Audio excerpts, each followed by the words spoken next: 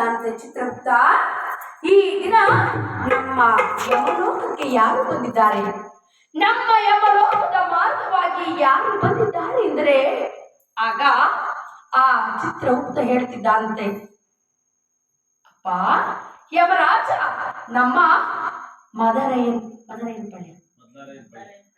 ಮದ್ಲಾರಯ್ಯನ ಪಾಳ್ಯದ ಗ್ರಾಮದ ನಿವಾಸಿಯಾದಂತಹ ನಮ್ಮ ಸಿದ್ದಮ್ಮನವರು ಈ ದಿನ ತನ್ನ ಬಂಧು ಬಾಂಧವರನ್ನ ಬಿಟ್ಟು, ಮಕ್ಕಳನ್ನ ಬಿಟ್ಟು, ಕುಟುಂಬ ವರ್ಗದವರನ್ನ ಬಿಟ್ಟು ಈ ದಿನ ಯಮಲೋಕಕ್ಕೆ ಬಂದಿದ್ದಾರೆ.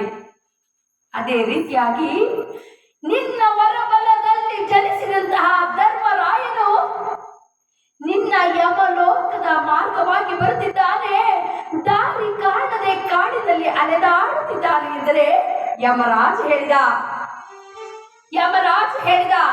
ಹಾಗಾದ್ರೆ ಚಿತ್ರಗುಪ್ತ, ನೀನು ಪುಷ್ಪಕ ವಿಮಾನವನ್ನ ಸಿದ್ಧಪಡಿಸು, ನಾನು ಹೋಗಿ ಧರ್ಮರಾಯನನ್ನ ಕರೆದುಕೊಂಡು ಬರುತ್ತೇನೆ ಎಂಬುದಾಗಿ ಶ್ವಾನದ ವೇಷವನ್ನ ಧರಿಸಿ ಯಮರಾಜ ಧರ್ಮರಾಯನನ್ನ ಹಿಂಬಾಲಿಸುತ್ತಾ ಬರುತ್ತಿದ್ದಾನೆ.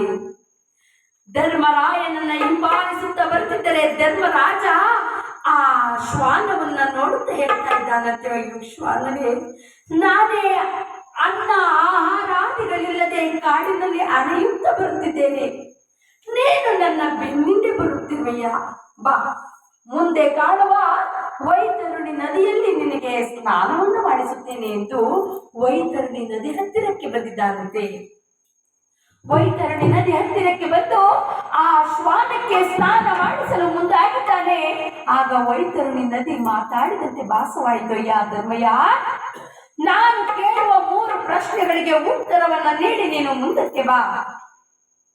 ಧರ್ಮರಾಜ ಕೇಳಿದ, ಅಮ್ಮ, ಆ 3 ಪ್ರಶ್ನೆಗಳು ಯಾವುವು ತಾಯಿ ಎಂದ್ರೆ ಆ ವೈತರುಣಿ ನದಿ ಹೇಳ್ತಿದ್ದಾಳೆ, ಅಪ್ಪ, ಮಾನವನಿಗೆ ಆಕಾಶಕ್ಕಿಂತ ಅಗಲವಾದದ್ದು ಯಾವುದು,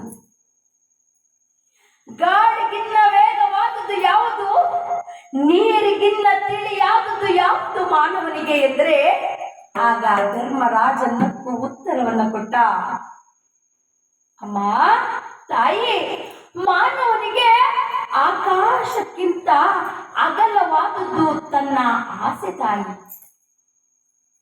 ಗಾಳಿಗಿನ್ನ ವೇಗವಾದದ್ದು ಮಾನವನಿಗೆ ತನ್ನ ಜ್ಞಾನ ತಾಯಿ, ಅಮ್ಮ, ನೀರಿಗಿನ್ನ ತಿಳಿಯಾದದ್ದು ಮಾನವನಿಗೆ ತನ್ನ ಮನಸ್ಸು ತಾಯಿ ಎಂದ ಕೂಡಲೇ ವೈತರುಣಿ ನಕ್ಕು ಪಕ್ಕನೆ ನಕ್ಕು ಸದೃಶವಾಗಿದ್ದಾಳೆ.